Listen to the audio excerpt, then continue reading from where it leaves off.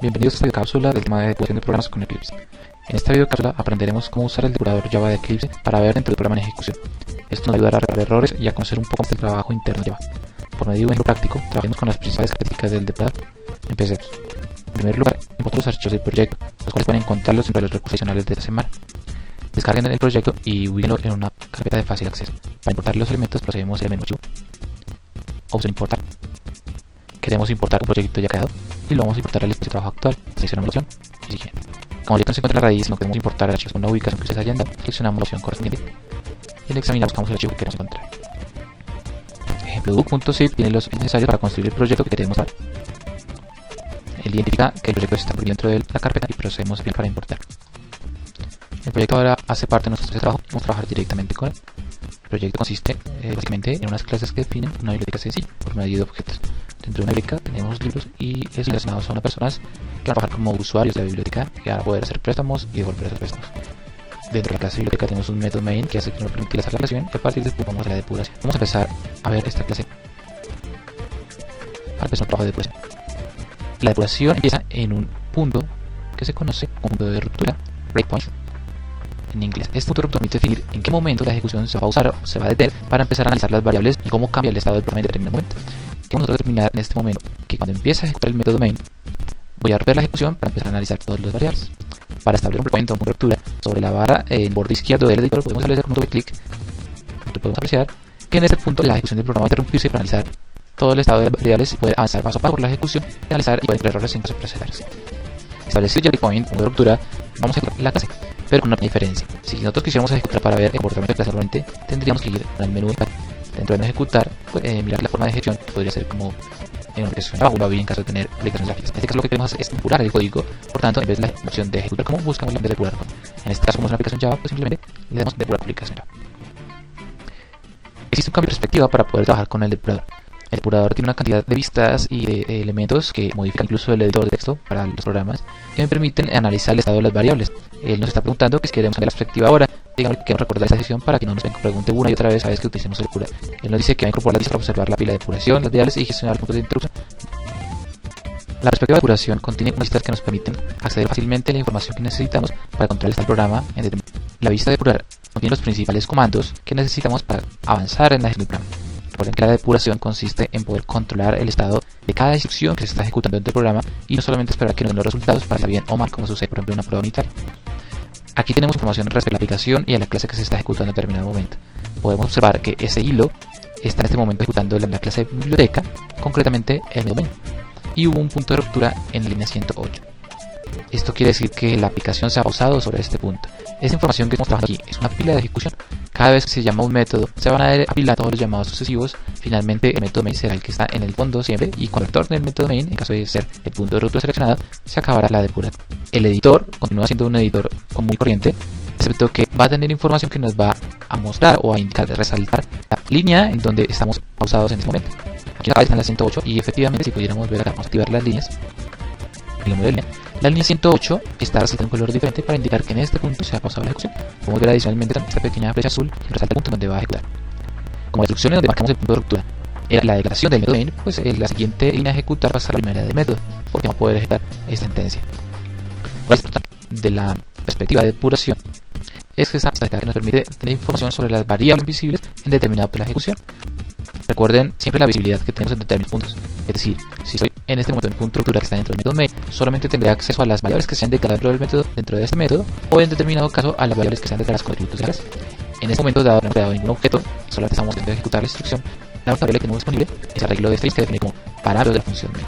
Mientras vamos avanzando en la próxima vamos a ver cómo se cargan diferentes variables. También tenemos un acceso a una lista de los puntos de interrupción que se han establecido sobre la clase. Se van a establecer muchos puntos de interrupción, más adelante vamos a ver cuál sería la utilidad de hacerlo. En este caso únicamente tenemos este punto de interrupción que es el que acaba de definir. Está sobre la clase de biblioteca y concretamente sobre el domain. Tenemos también un acceso al esquema como en las anteriores perspectivas, donde podemos entrar la definición de sus miembros de la clase que está tratando, en este caso la clase de biblioteca. En este caso podemos ver que tiene definidos 3 atributos privados y los métodos que están haciendo referencia entre la clase. Es muy útil a la hora de saber en qué punto de la clase estamos trabajando, ya que se va a resaltar el momento en que es el punto de ruptura. Por ejemplo, acaba de detenerse la ejecución sobre el método main, por tanto, en el esquema se va a resaltar esta operación. Retomemos la vista de par. habíamos dicho que aquí están los principales comandos para la ejecución de la depuración del programa. Los principales comandos que nos permiten controlar son los botones que están acá, que me permiten recorrer el programa según la elección que he dado para la depuración. Me permiten dar pasos sobre la ejecución. Y principalmente tengo estos dos comandos que me van a permitir controlar de diferentes formas las cosas que quiero ejecutar.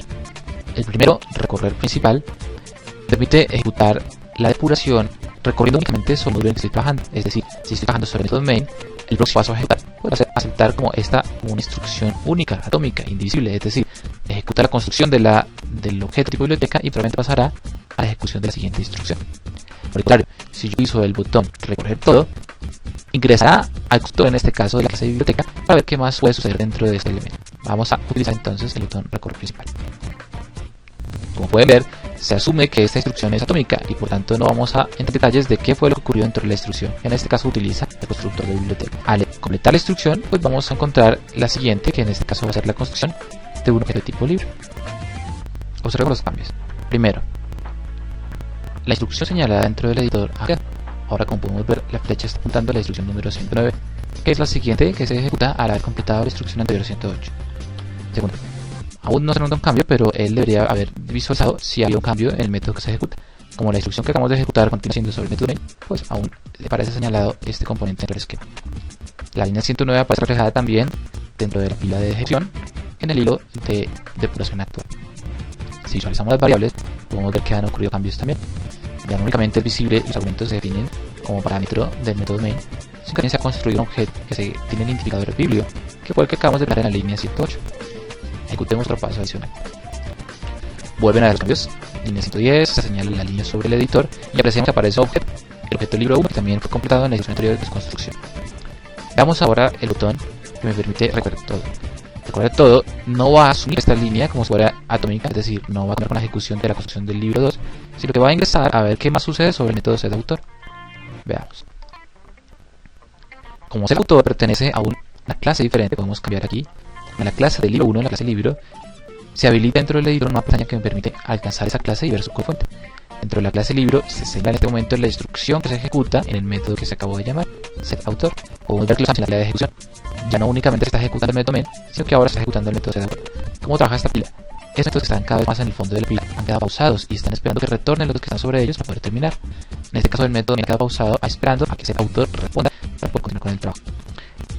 El método setAutor se encuentra dentro de la clase libro en la línea 19 y es el punto donde hemos encontrado un punto de recurso adicional en donde está esperando la ejecución. Como podemos ver en la ventana, en la vista de esquema, también tenemos señalado ahora que estoy en la clase libro y que estoy en este momento en el método setAutor. Las variables también han cambiado. Ya no es visible las variables que eran seguibles dentro del método main de la clase biblioteca. En este punto tengo una visibilidad totalmente diferente.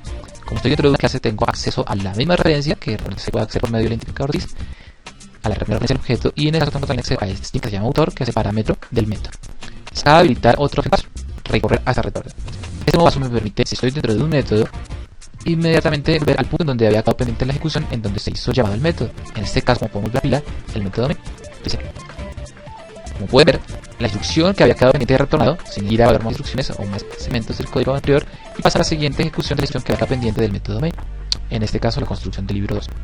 Como hemos retornado al punto anterior de la pila, desaparece el método que habíamos acabado de llamar setAutor, porque ya retornó y en este punto otra vez el método main. Como se refleja también en la vista de esquema, volvemos a estar ejecutando el método main sobre la clase biblioteca. Hacemos de nuevo los botones entonces.